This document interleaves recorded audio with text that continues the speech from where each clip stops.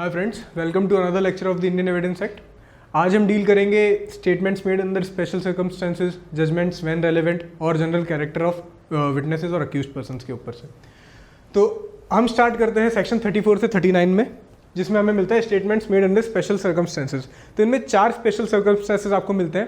पहला होता है जो एंट्रीज इन बुक्स की बात की गई है, दूसरा पब्लिक रिकॉर्ड्स होता है, तीसरा मैप्स हो गए, चार्ट्स हो गए, चौथा एक्ट्स होता है, पार्लियामेंट के नोटिफिकेशन हो गए, वो हो गया, और पांचवा जो होता है हमारा वो होता है लॉज।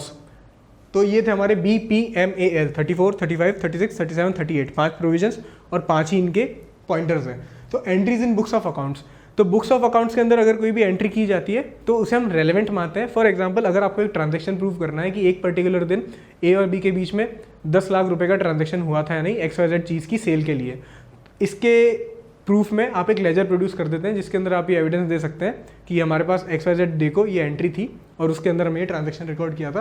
तो ये एंट्री को हम रेलेवेंट मानते हैं, पर इस एंट्री के बेसिस पे आप जजमेंट नहीं दे सकते हो। ये सब्सटेंटिव एविडेंस नहीं होता है, इसको आप खाली कोरैबोरेटरी रूप में यूज़ कर सकते हो। धर्मचंद जोशी वर्सेस सत्यनारायण बजाज, इस केस के अंदर ये कहा था कि एंट्रीज जो होती है वो कोरैबोरेटरी नेचर की होती है। कोरैबोरेटरी नेचर का मतलब ये होता है कि आपके पास फैक्ट्स और सर्कमस्टेंसेज हैं और उनको कोरैबोरेट करना है, उनको सपोर्ट करना है, तब आप उस चीज़ का एविडेंस देते हो। तो आप सेक्शन 34 को वैसे यूज़ कर सकते हैं। सेक्शन 35 ये बात करता है कि पब्लिक रिकॉर्ड के अंदर अगर कोई एंट्री है और पब्लिक ऑफिसर ने वो एंट्री की है पब्लिक ड्यूटी के दौरान, तो उसे हम रेलेवेंट मानेंगे। आपने पब्लिक डॉक्यूमेंट्स के बारे में पढ़ा था, सर्टिफाइड कॉपीज़ के बारे में पढ़ा था, तो वो कहाँ पे रेलेवेंट होती है? वो 35 के अंदर रेलेवेंट होती है। फॉर एग्जांपल, बर्थ सर्टिफिकेट हो गया, डेथ सर्टिफिकेट हो गया, ये आपको अथॉरिटीज़ के थ्रू मिलता है, तो इन्हें हम रेलेवेंट मानते हैं। अगर कहीं पे क्वेश्चन उठता है कि XYZ पर्सन की बर्थ डेट क्या है, अगर उनकी डेथ हुई है तो डेथ कब हुई थी, इसे प्रूव करना हो तो आप इन डॉक्यूमेंट्स को प्रूव कर सकते हो और इन्हें हम रेलेवेंट मानेंगे। सेक्शन 36 ये कहता है कि statement of fact in issue और रेलेवेंट फैक्ट मेड और पब्लिश्ड इन मैप्स और चार्ट्स विच आर प्रोड्यूस्ड और published by authority of government, तो वो भी रेलेवेंट होंगे of any fact in issue और relevant fact which the deal with. ऐसा कोई भी रेलेवेंट फैक्ट या क्वेश्चन उनके अंदर डील किया गया है, चार्ट्स के अंदर, मैप्स के अंदर क्वेश्चन, तो वो रेलेवेंट होंगे उस चीज़ को दर्शाते हुए। Entries in books, public records, maps and charts. Section 37 ये बात करता है कि statement of fact in issue और relevant fact contain in any act of parliament and notification of government.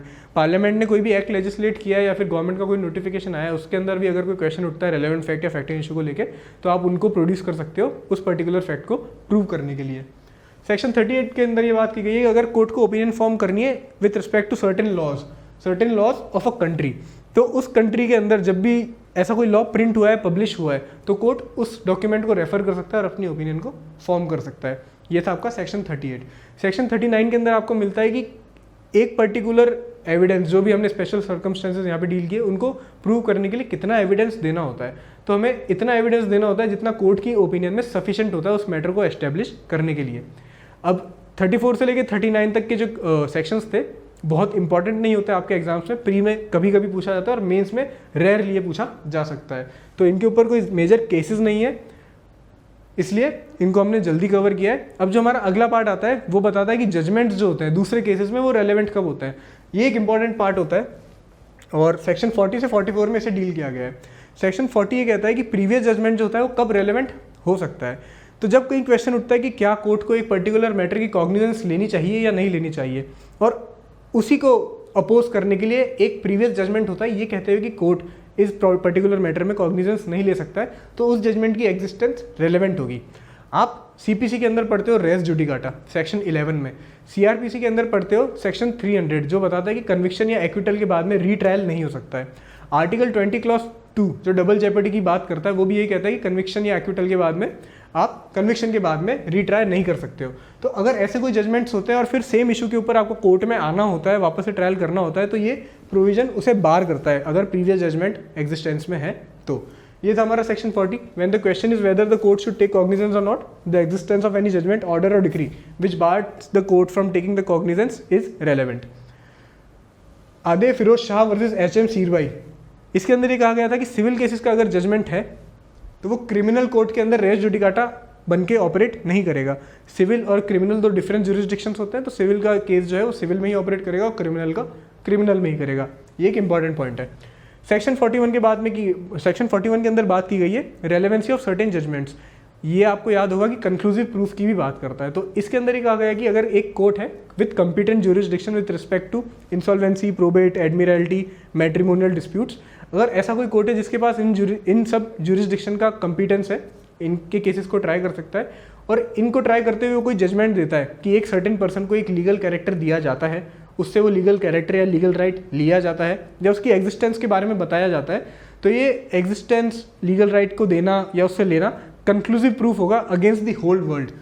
That is उसका जो राइट है उसे जजमेंट इन रेम कहा जाएगा, उसे जजमेंट इन रेम के रूप में एस्टेब्लिश किया जाएगा, एब्सोल्युटली एस्टेब्लिश किया जाएगा अगेंस्ट द होल वर्ल्ड। उसके खिलाफ में कोई और पार्टी किसी और केस को इंस्टीट्यूट करते हुए वापस से ये राइट क्लेम नहीं कर सकते। तो ये कहा गया है सेक्शन 41 के अंदर। कंक्लूसिव के लिए मैंने जो आपको 3 या 4 पॉइंट बताए थे सेम टू सेम वही लिखे गए हैं सेक्शन 41 में। That any legal character which it confers मतलब जजमेंट के थ्रू उस पर कन्फर हुआ है, accrued at the time of such judgment, order और डिक्री, जब उससे लिया गया तो it accrued at the time of such order और डिक्री। तो जब भी वो जजमेंट, ऑर्डर या डिक्री दिया जाता है तभी वो राइट बनता है या उससे लिया जाता है। ये था हमारा section 41। Not against a specific person but absolutely, जैसा कि हमने पढ़ा जजमेंट इन रेम होता है, जजमेंट इन पर्सन नहीं होता है। ये था हमारा सेक्शन 41। सेक्शन 42 ये कहता है कि judgments other than those in section 41 वो कब रेलेवेंट हो सकते हैं। तो 41 में हमने कंक्लूसिव प्रूफ के बारे में पढ़ा। सेक्शन 42 ये कहता है कि अगर कोई जजमेंट है जो पब्लिक राइट से डील करता है तो वो रेलेवेंट तो होगा, सब्सटेंशियल भी होगा, पर वो कंक्लूसिव प्रूफ नहीं होगा जो भी उसके अंदर लिखा गया है उस चीज़ का। इसके अंदर आपको एक एग्जाम्पल मिलता है, वो एग्जाम्पल कुछ ऐसा है कि ए बी को सू करता है ट्रेसपास के लिए और बी कहता है कि उस लैंड के ऊपर जो ए का है उसके ऊपर ईजमेंट्री राइट है विलेजर्स का to go from one part of the village to another part. अब इसको प्रूव करने के लिए बी क्या करता है, ए और सी के बीच में प्रीवियस जजमेंट होता है जिसमें सेम इशू होता है, ए सी को ट्रेसपास के लिए सू करता है, कोर्ट में केस जाता है और वहाँ पे कोर्ट ये जजमेंट देता है कि गांव वालों का ईजमेंट्री राइट होता है। तो अब अगर इस जजमेंट को कोर्ट में प्रोड्यूस किया जाता है तो ये जजमेंट जो है वो रेलेवेंट होगा। हाउएवर ये कंक्लूसिव प्रूफ नहीं होगा बी का राइट एस्टेब्लिश करने के लिए, पर ये रेलेवेंट होगा कि गाँव वालों का उस लैंड के ऊपर ईजमेंट्री राइट है। तो ये होता है हमारा section 42। Judgment other than those mentioned in section 41 are relevant if they relate to matter of public nature but they are not conclusive proof of what they state. ये था हमारा सेक्शन 42। सेक्शन 43 क्या कहता है, तो सेक्शन 43 ये कहता है कि judgment other than these mentioned above are irrelevant. वो बिल्कुल भी रेलेवेंट नहीं है अगर जजमेंट 40, 41 या 42 में कवर किया जाता है। However the existence of such judgment, order और decree is itself a fact in issue या relevant fact under certain case, तब वो रेलेवेंट बनते हैं। अब एक जजमेंट कब किसी केस के अंदर फैक्ट इन इशू या रेलेवेंट फैक्ट हो सकता है, तो इसका हम एग्जांपल के थ्रू पढ़ते हैं। ए के ऊपर चोरी का चार्ज लगा है, A is accused of the offence of theft और वो पहले भी थेफ्ट का कन्विक्ट पाया जा चुका है, तो उसके ऊपर एक और चार्ज लगता है प्रीवियस कन्विक्शन का भी। तो प्रीवियस कन्विक्शन को प्रूव करने के लिए आप कोर्ट के अंदर प्रीवियस जजमेंट प्रूव करोगे, उसका जजमेंट प्रोड्यूस करोगे, तब कोर्ट मानेगा कि हाँ एविडेंस तो ये है प्रीवियस कन्विक्शन प्रूव करता हुआ। तो इस केस के अंदर जो हमारा प्रीवियस कन्विक्शन का जजमेंट था वो फैक्ट इन इशू था कि whether A was previously convicted for theft और नॉट। इसको प्रूव करते हुए आपने जजमेंट दिया तो ये यहाँ पे रेलेवेंट बना आपका जजमेंट। दूसरा एग्जाम्पल हमारा यहाँ पे होता है कि A obtained a decree for possession of land against B. तो सी जो होता है बी का बेटा होता है, बी सन, वो ए का मर्डर कर देता है। तो इसके अंदर ये जो पुराना जजमेंट होता है ना, जो ए ने बी के खिलाफ जीता होता है लैंड, उसको हम मोटिव मान सकते हैं सेक्शन 8 के अंदर, मोटिव प्रिपरेशन कंडक्ट के थ्रू दूसरे किसी प्रोविजन के अंदर ये रेलेवेंट माना जाएगा जजमेंट, और इसको हम यूज कर सकते हैं सेक्शन 43 रेड विद सेक्शन 8 के अंदर मोटिव फॉर्म होता हुआ यहाँ पे। सेक्शन 44 ये कहता है कि कोई भी पार्टी जो सूट की पार्टी होती है वो ये प्रूव कर सकती है कि जो भी जजमेंट की हम बात कर रहे हैं सेक्शन 40, 41 और 42 में, उसे जिस पार्टी ने अपने फेवर में जजमेंट जीता है वो कॉल्यूजन या फ्रॉड के थ्रू उसने वो जजमेंट जीता है, मिली भगत करी किसी विटनेस के साथ में, पार्टी के साथ में, उसने कुछ फ्रॉड एक्सरसाइज किया जिसकी वजह से वो जजमेंट अपने फेवर में ले पाया। तो ये होता है हमारा सेक्शन। तो ये हमने देखा कि जजमेंट्स जो है प्रीवियस जजमेंट्स कैसे रेलेवेंट हो सकता है। ये एक अच्छा ब्लॉक है प्रोविजंस का, मेंस के लिए आप इसे पढ़ सकते हैं। स्पेशली सेक्शन 41 और 42 जो है, 41 क्योंकि कंक्लूसिव प्रूफ की बात करता है तो सेपरेटली अलग से ही इंपॉर्टेंट होता है। तो अगला जो हमारा ब्लॉक होता है वो होता है कि कैरेक्टर कब रेलेवेंट हो सकता है, कैरेक्टर व्हेन रेलेवेंट।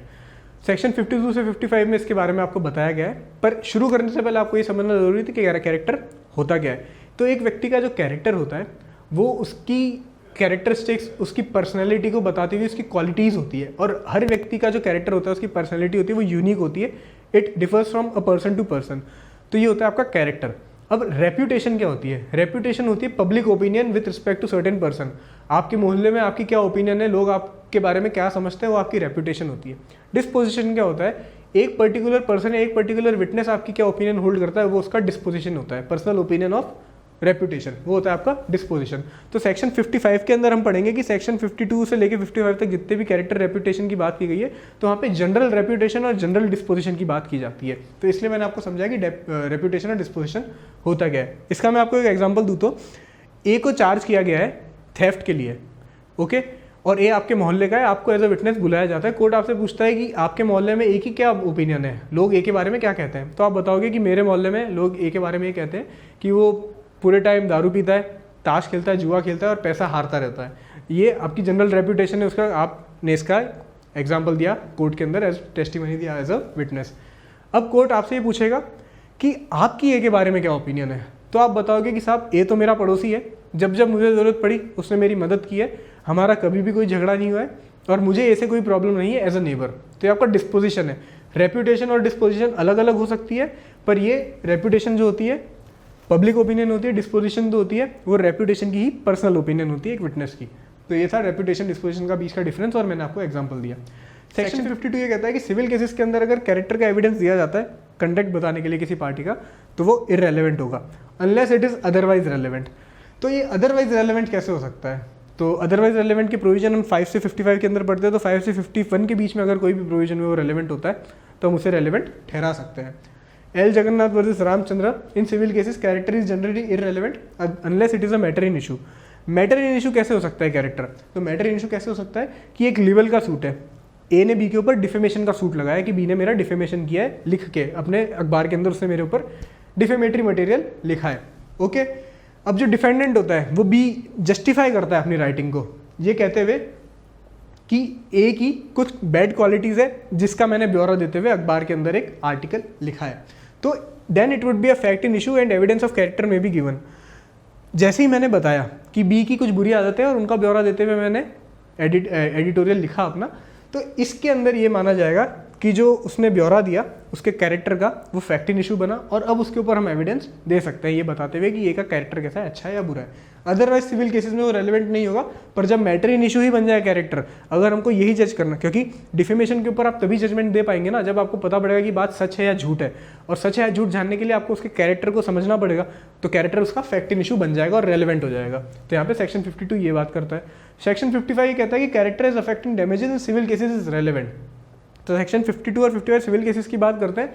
सेक्शन 55 के अंदर ये बात की गई कि कैरेक्टर है जिसके बेसिस पे आप डैमेजेस पता लगा सकते हैं, डैमेजेस कम या ज़्यादा कर सकते हैं बेस्ड ऑन कैरेक्टर, तो वो रेलेवेंट होता है।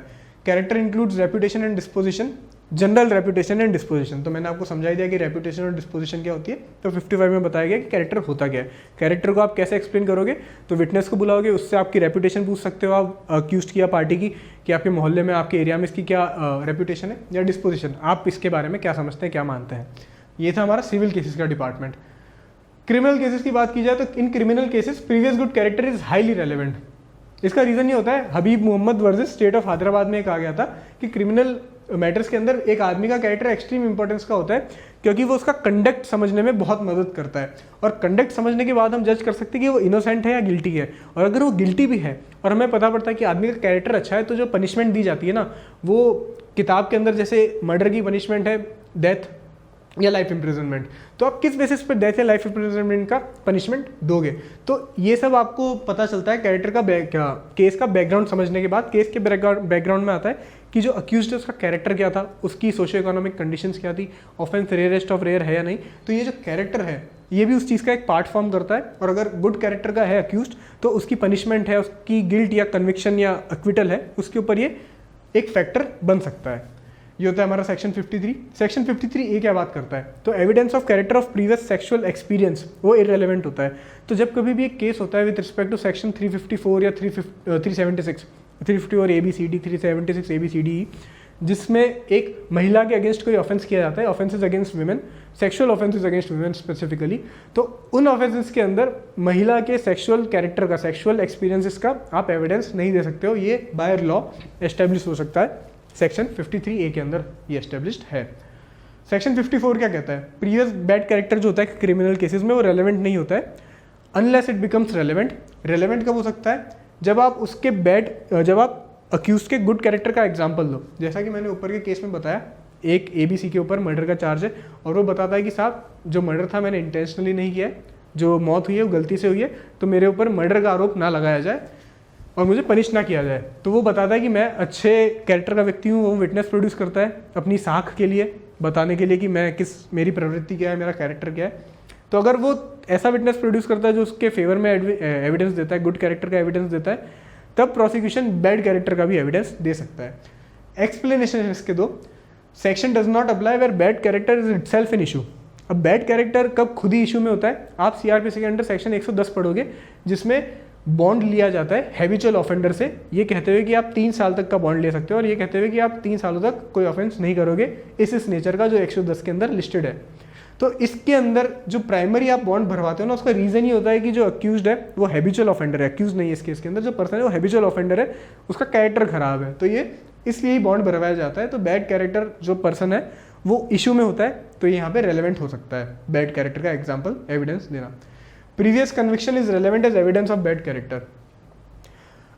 अक्यूज के ऊपर थेफ्ट करने का आरोप है और आप प्रोसिक्यूशन ये प्रूव कर देता है कि accused was previously convicted of theft on another occasion, तो आपके पास प्रीवियस कन्विक्शन का एक जजमेंट भी है उसके अगेंस्ट में, तो ये आप यहाँ पे बता सकते हो कि अक्यूज है जो बैड कैरेक्टर का है और जो प्रीवियस कन्विक्शन को आप यूज़ कर सकते हो, वो रेलेवेंट होएगा उसका बैड कैरेक्टर प्रूव करने में।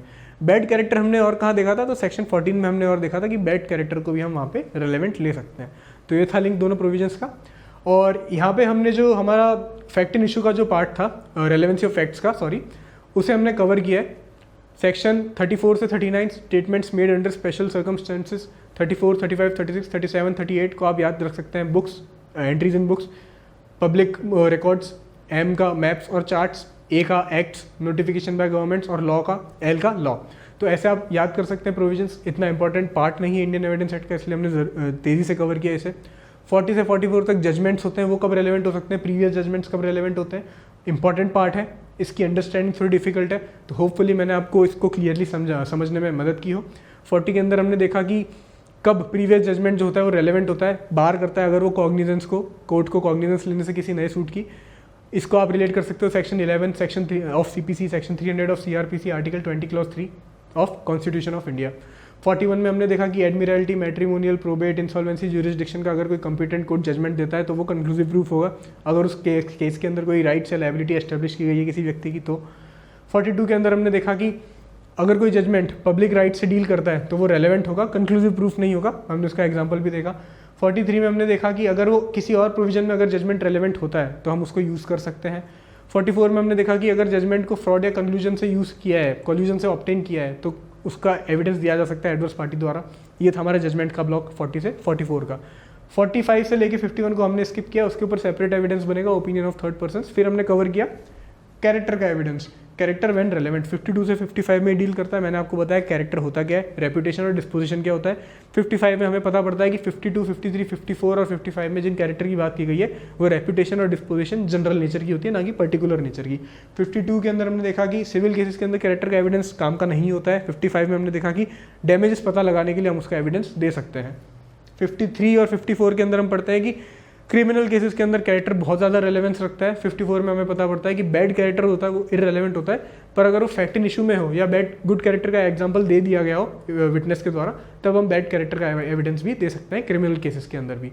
तो ये था हमारा ब्लॉक, और इसके साथ ही हम पूरा करते हैं हमारा इंडियन एविडेंस में रेलेवेंसी ऑफ फैक्ट्स का ये वाला पार्ट। नेक्स्ट वीडियो में हम डील करेंगे ओपिनियन ऑफ थर्ड पर्सन, जिसमें एक्सपर्ट एविडेंस की भी बात की जाएगी। So I will see you in the next lecture. Thank you.